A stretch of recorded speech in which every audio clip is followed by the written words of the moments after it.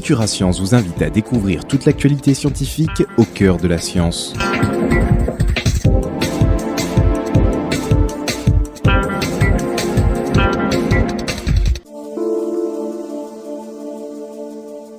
Bonjour, toute l'équipe de Futura Science vous souhaite une excellente année 2006, pleine de bonheur, de santé et de réussite. Merci pour votre fidélité et pour l'aventure permanente que nous vivons ensemble au cœur de la science. Voici les actualités du site futurascience.com pour la semaine du 9 au 15 janvier.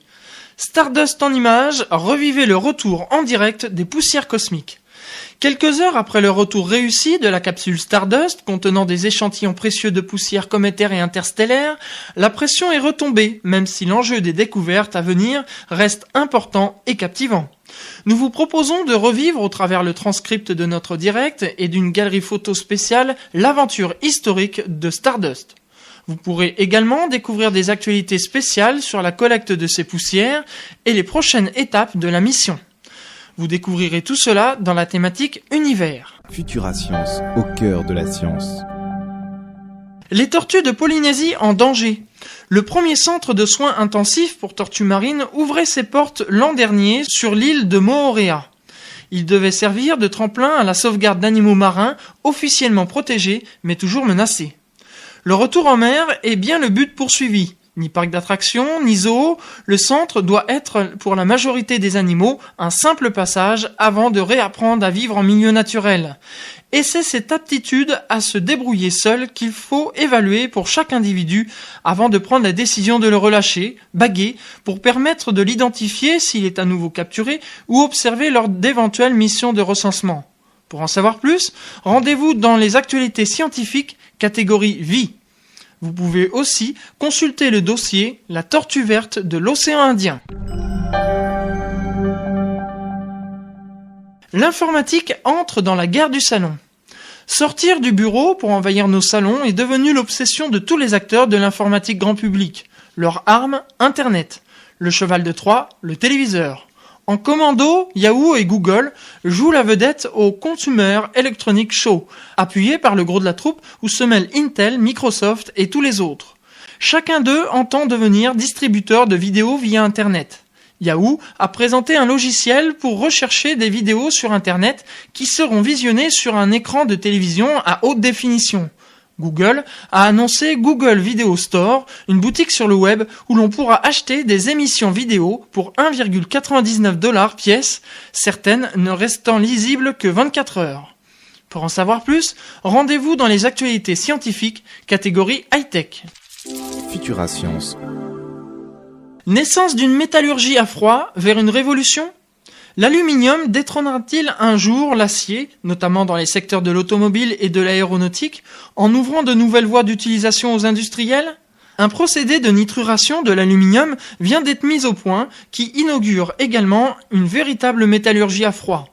Le nouveau procédé de nitruration de l'aluminium par implantation d'ions d'azote qui a été mis au point par Denis Bussardeau, un chercheur issu de la physique atomique, ouvre la voie à une métallurgie à froid qui permet de conserver les propriétés mécaniques de l'alliage d'origine ou même de les améliorer et pourrait à terme contribuer dans certains cas au remplacement de l'acier par l'aluminium.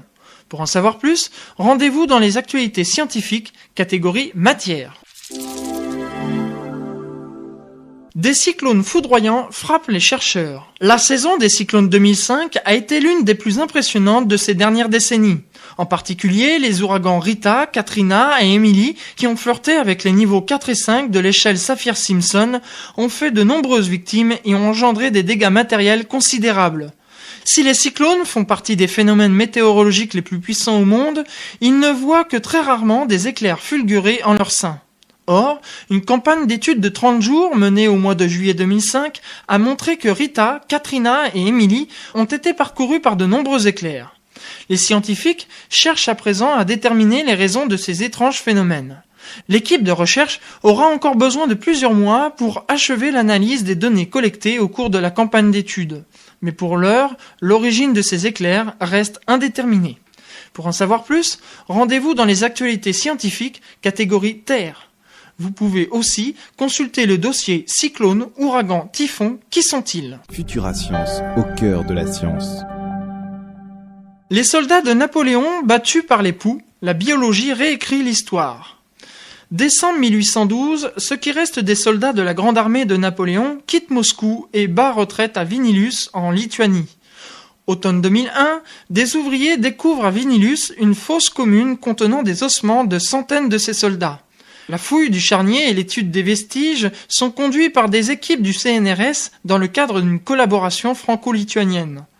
En analysant les prélèvements de terre, de tissus et de dents, les chercheurs viennent de montrer que plus de 30% de ces soldats de la grande armée de Napoléon ont souffert et, pour la plupart, sont morts d'infections transmises par des poux lors de la retraite de Russie.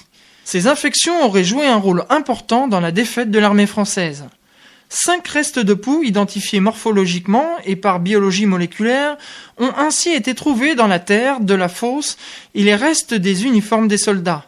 La bactérie Bartonella quintana a été retrouvée dans 3 de ces poux, prouvant qu'ils étaient bien vecteurs de maladies infectieuses.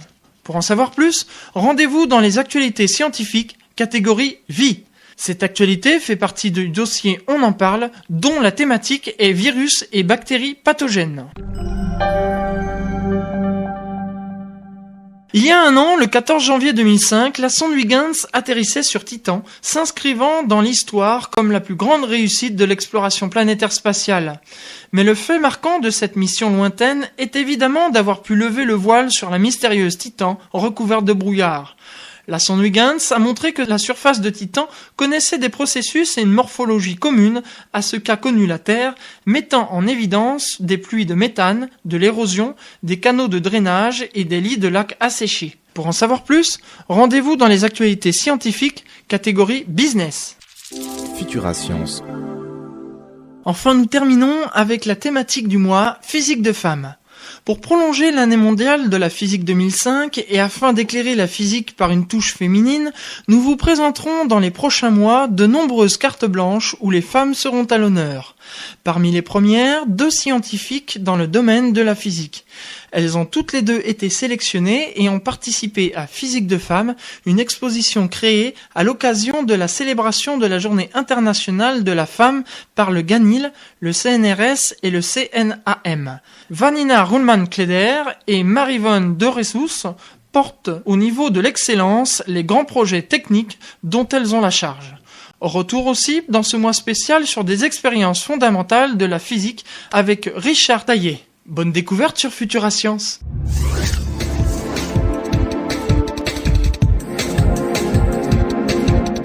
C'était le podcast de Futura Science. Prolongez la découverte sur le www.futurascience.com. Futura Science, au cœur de la science.